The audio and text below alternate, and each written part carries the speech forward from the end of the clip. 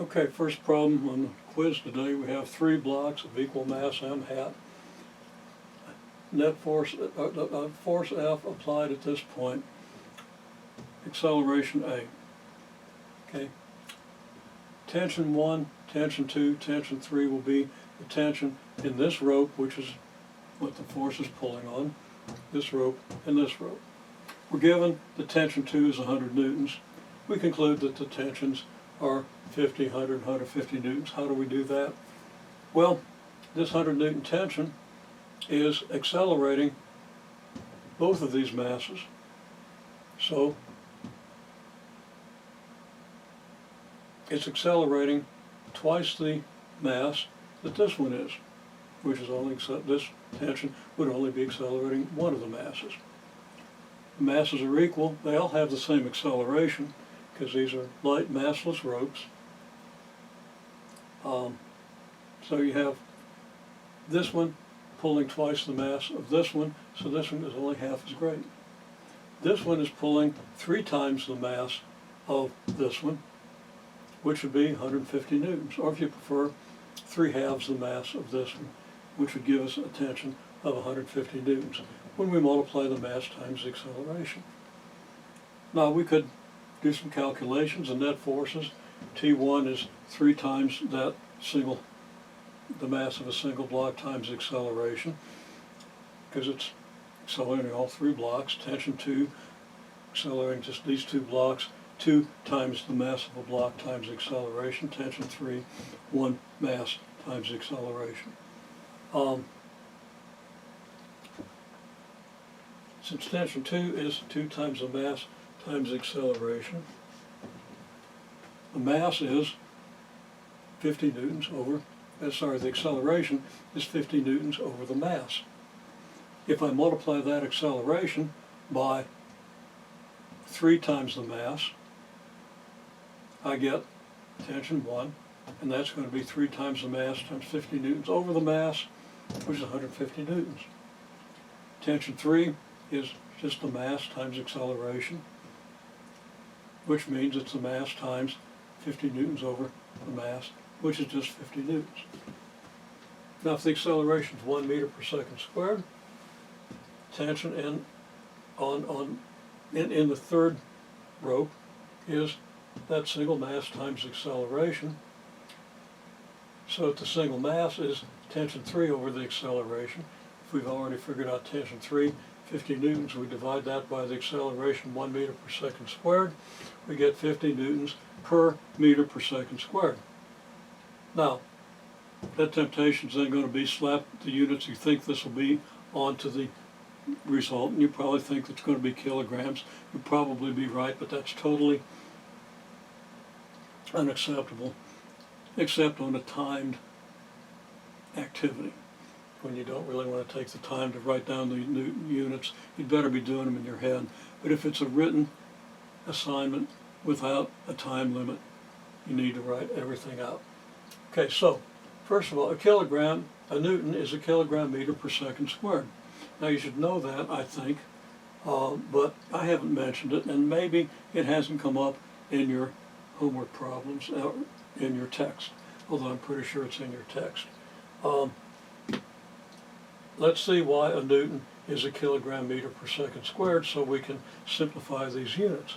Well, the force on a kilogram accelerating at 1 meter per second squared is a newton, but it's also by force, net force equals ma. 1 kilogram times 1 meter per second squared, which is 1 kilogram meter per second squared. So a newton is a kilogram meter per second squared. You always need to be able to make this kind of an argument to figure out what your units are. Okay, so now if we write this 50 kilogram meter per second squared divided by the meter per second squared, you can rearrange that as 50 kilograms times meter per second squared over meter per second squared, which gives you 50 kilograms.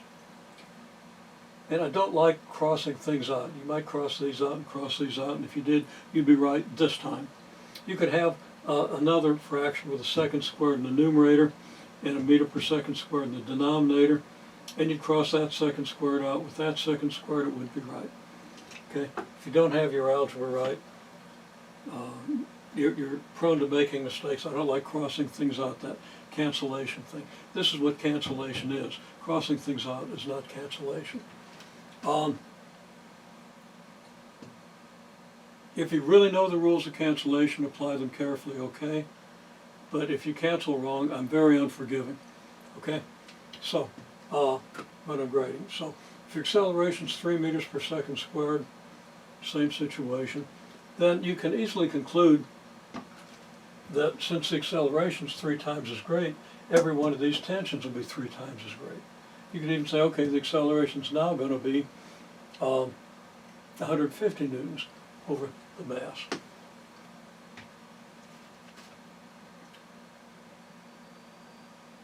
Still, we can work it out. Okay, tension 1 is 3 times the single block mass times the acceleration. We figured out the single block mass is 50 newtons. So we plug that in and we get our 450 newtons. And of course that's kilogram meters per second squared is Newton. You gotta know that. Okay, I'm saying it's better to know the tripling acceleration requires triple tension. So T1 is 3 times your 150 newtons you had over there. 450 newtons, but it's also important to be able to do this. Second question, concern.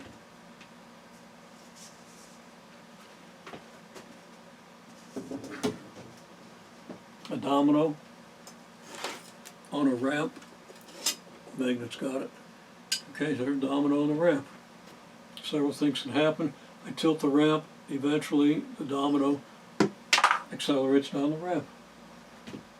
Another domino here. Okay. I move this thing on a circle. Okay, so here we go, faster and faster. Didn't go fast enough, faster and faster. Oh, too fast. The thing slid off essentially backwards. Okay, because I tried to accelerate it too quickly, and friction wasn't sufficient to supply the acceleration, to supply the force to accelerate the domino in this direction. But I never did get to the speed that I want, so let me see if I can get it from way over here. Okay, well, it's just starting to move there. I've got limited distance here. I don't want to accelerate too quickly or the domino falls off the side rather than sliding off along the ramp. Okay, well, here's a picture. Now the problem is you're given the coefficient of friction and you're given the distance from the axis of rotation. Then if this thing's rotating in a circle, it's going to have some velocity, some speed along that circle. And to stay in the circle, it requires a centripetal force. It's going to keep going off in a straight line if it doesn't have some force acting on it. So it's going to have a net force, a centripetal force, and that's going to be the net force. It's going to push the thing toward the center and keep it on the circle. So the acceleration, centripetal acceleration, you know, is v squared over r. There's several ways to derive that. You've seen them. You should know them. So the net force is your centripetal force, mass times v squared over r.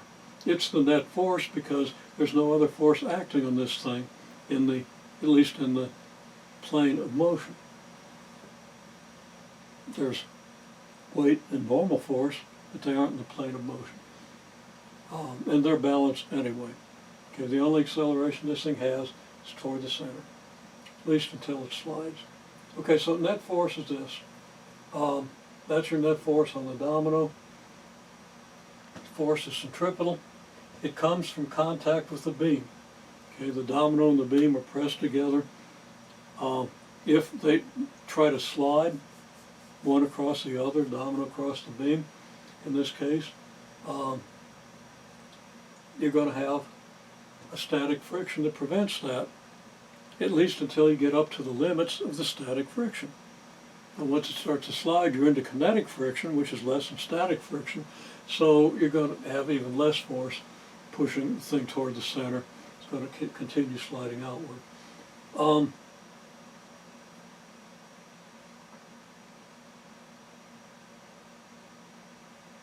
Okay, so nature of the force is frictional. It's static friction because nothing is sliding across anything else. Friction static because domino and beam aren't moving relative to each other. They're in contact, they're not moving. Okay, we know then that the force of friction has to be less than or equal to the static friction coefficient times the normal force. Okay, we haven't figured out what the normal force is, but that's going to be easy. Let me demonstrate again. Right now this thing is horizontal. We don't need any friction to keep it from moving along the ramp.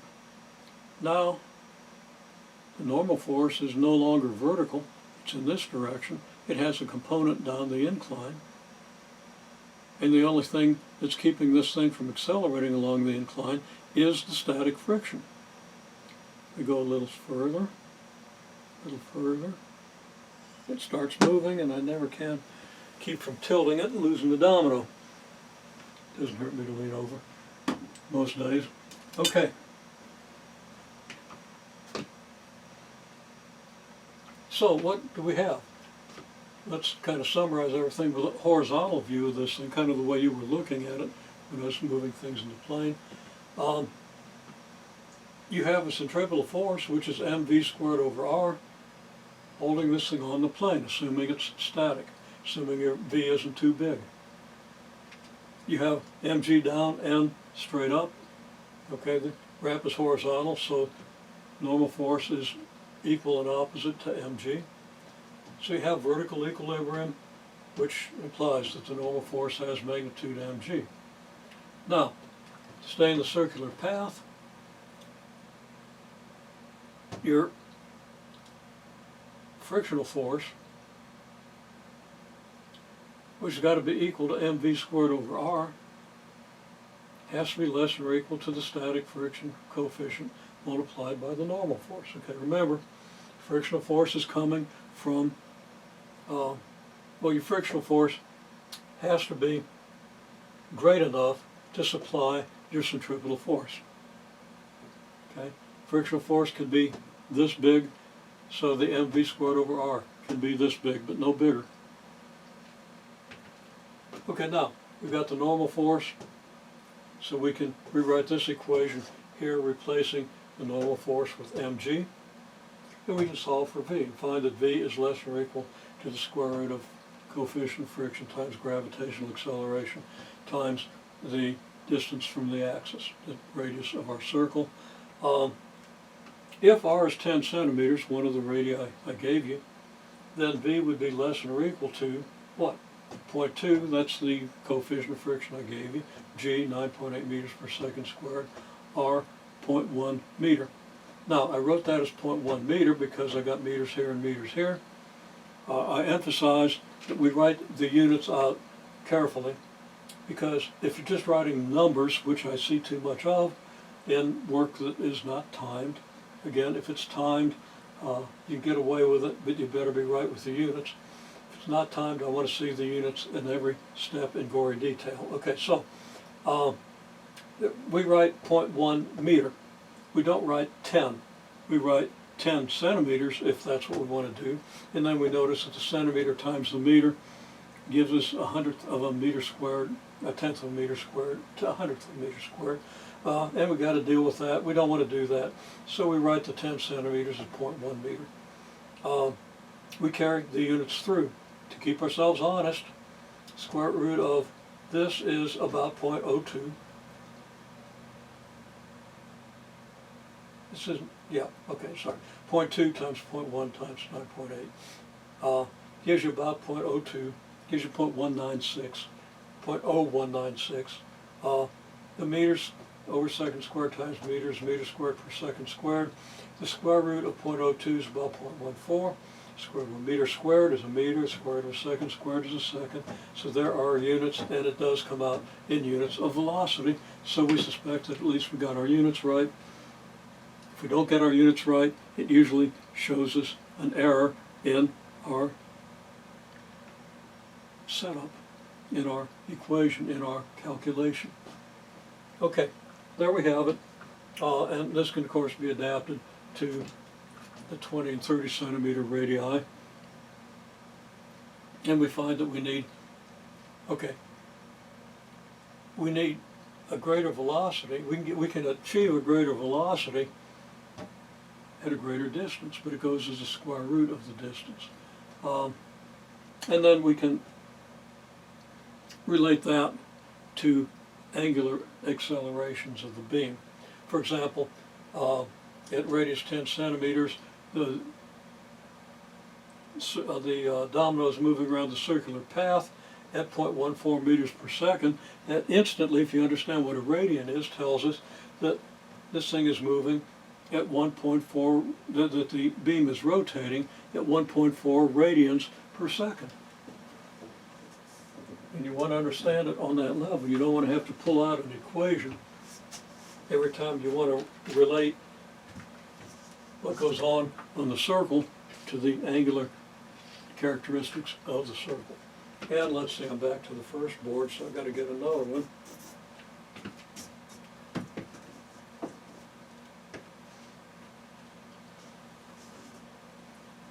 Okay, the one question, or one problem I looked at that wasn't related to the quiz is this one.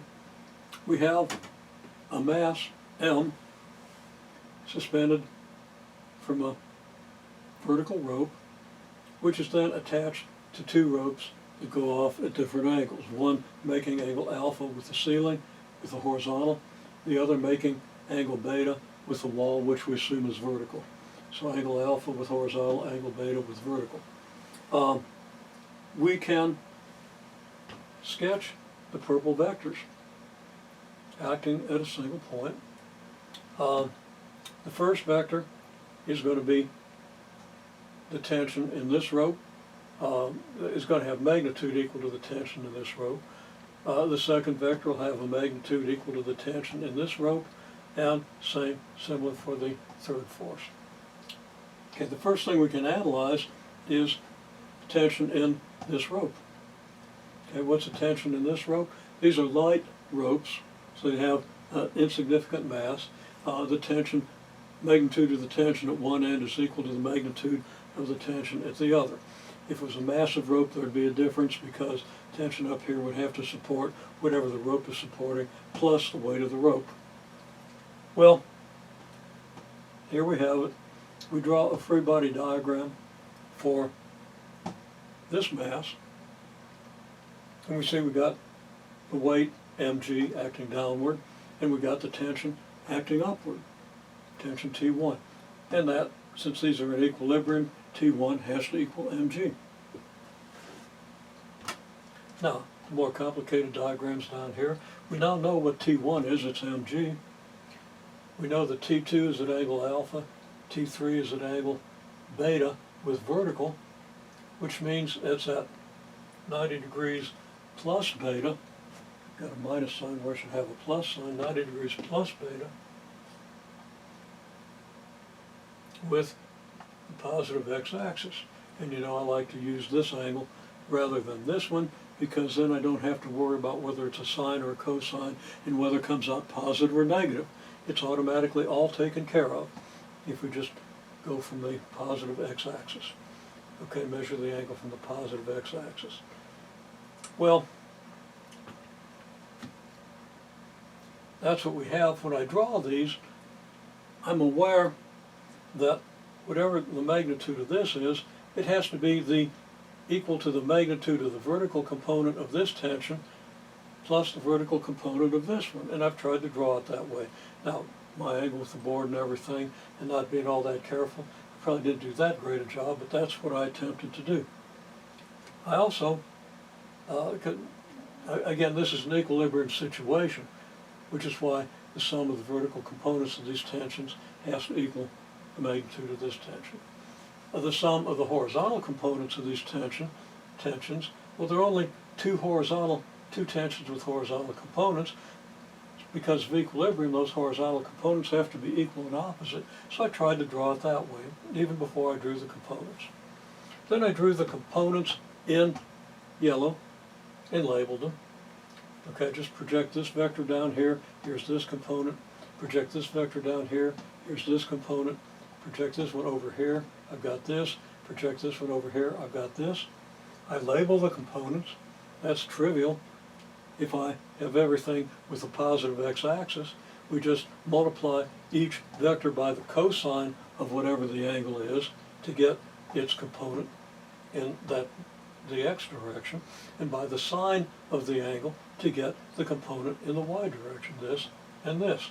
Now in class I had 180 degrees minus beta because I wrote it down without thinking. Beta is the angle with vertical, so that was just totally wrong from the beginning. So be sure you understand I've done some corrections on these angles. It's not 180 degrees minus beta, that's ridiculous. And I tried to explain it, and then when I got to that part I said, what in the world did I just do? Okay, so I misled you on that, but there's the correction. Okay,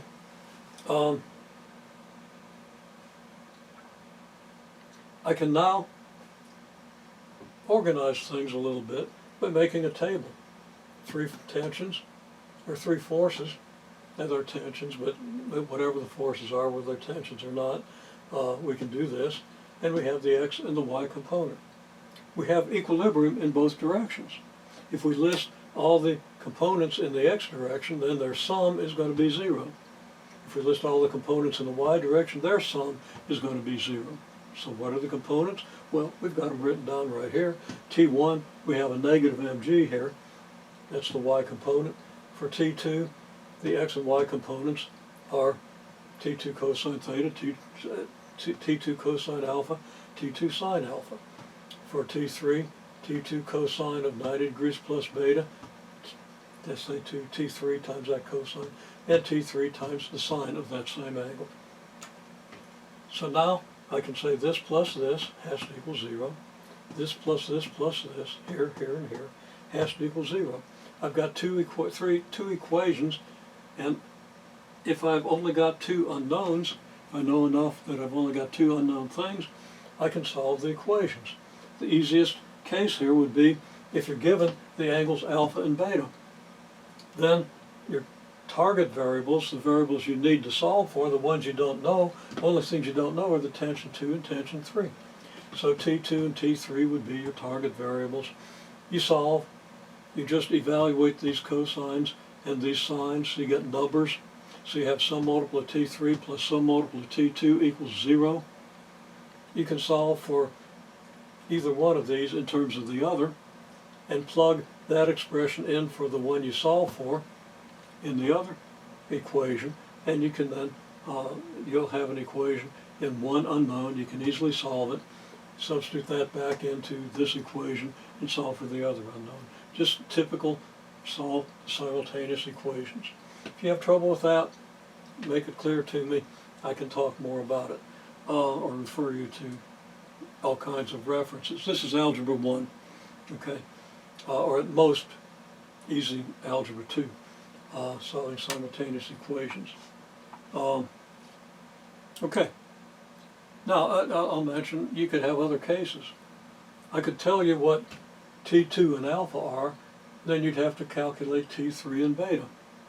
You can do that because you have an equation where you can put in T2 and alpha here, T2 and alpha here. You get a number for this, a number for this, and then set that equal to T3 cosine 90 degrees plus beta and this, and you'd have target variables T3 and beta. That's what you don't know. Now that's a little more complicated. Hopefully you've done that in trigonometry or pre-calculus 2 or whatever. So it's a little harder to do, and I might do an example of that at some point. You could have both T2 and T3 and solve for alpha and beta. Okay, because to support this mass, you have unique tensions given these angles. Or you have unique angles for 2 given tensions. You can do it either way. Okay, there it is. So you should be prepared to solve problems of this nature.